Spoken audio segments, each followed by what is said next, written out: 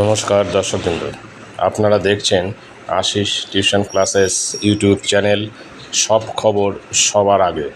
চ্যানেলটি ভালো লাগলে অবশ্যই সাবস্ক্রাইব করবেন পরবর্তী আপডেট ভিডিও পাওয়ার জন্য। নমস্কার।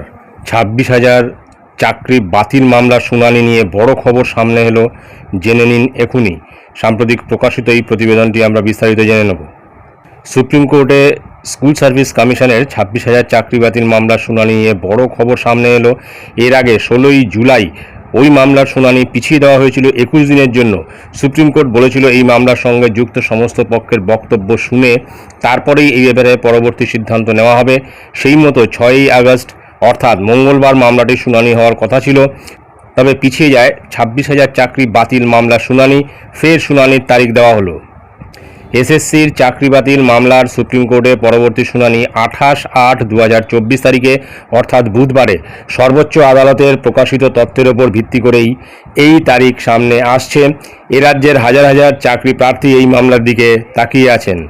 বিচারপতি চন্দ্রচূড়, বিচারপতি জেবি পারদিওয়াল এবং বিচারপতি মনোজ মিশ্রের বেঞ্চে মামলাটির শুনানি হওয়ার কথা। এর আগে এই বেঞ্চে অন্য মামলায় ব্যস্ত থাকায় এসএসসি মামলার শুনানি হয়নি।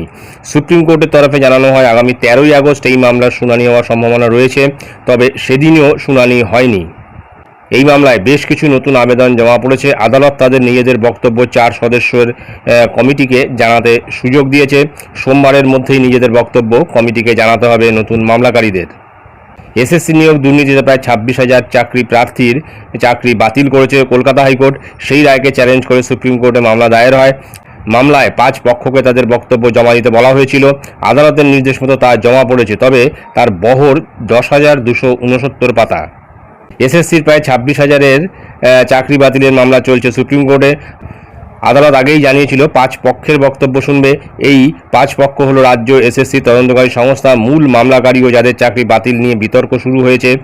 এর আগে প্রায় 26,000 চাকরি বাতিলের নির্দেশ দিয়েছিল কলকাতা হাইকোর্ট। সেই নির্দেশকে চ্যালেঞ্জ করে সুপ্রিম কোর্টে মামলা করে রাজ্য সরকার এবং এসএসসি।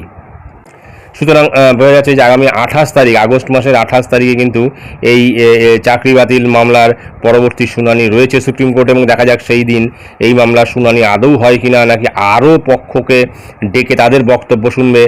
এবং এই বক্তব্য শুনতে শুনতে যারা চুরি করে চাকরি পেয়েছে বা যারা সাদা খাতা দিয়ে জমা দিয়ে চাকরি পেয়েছে তারা কিন্তু বহাল তবিয়তে চাকরি করে রিটায়ারও করে যাবে হয়তো।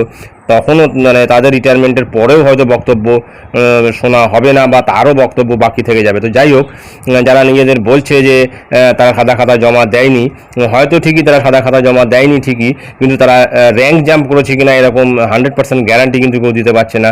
এর মধ্যে প্রচুর রয়েছে তারা হয়তো পরীক্ষায় বসেছিল কিন্তু র্যাঙ্ক জাম্প করে হয়তো স্কুলে ঢুকে পড়েছে। তো যাই হোক, দেখা যাক 28 তারিখে, আগস্ট মাসের 28 তারিখে এই মামলার শুনানি আদৌ হয় কিনা। এটাই ছিল যে গুরুত্বপূর্ণ আপডেট যেটা আমি আপনাদের সঙ্গে শেয়ার করলাম। ধন্যবাদ।